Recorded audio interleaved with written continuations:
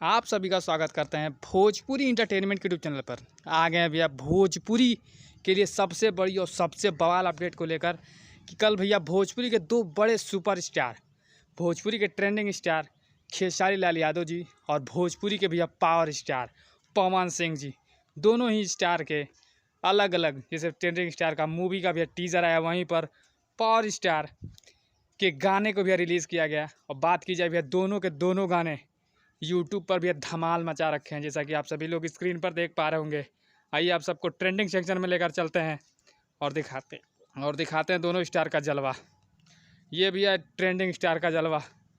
उनका मूवी का जो टीज़र रिलीज़ हुआ है वो अभी यूट्यूब के मेन पेज पर भैया ट्रेंडिंग नंबर 2 पर पहुंच चुका है। वहीं पर भैया ट्रेंडिंग के म्यूजिक सेक्शन में चलते हैं तो वहाँ पर देखते हैं कि भोजपुरी के पावर स्टार पवन सिंह का जो गाना रिलीज़ हुआ है टी सीरीज़ से, वो गाना भैया 2 नंबर पर ट्रेंड कर रहा है म्यूजिक सेक्शन में।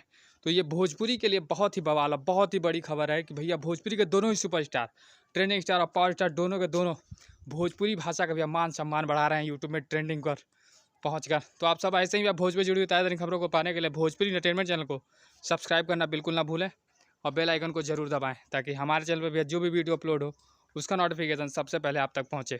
तो फिर मिलेंगे हम ऐसे ही बॉल और धमाकेदार अपडेट को लेकर। तब तक जय हिंद, जय भोजपुरी।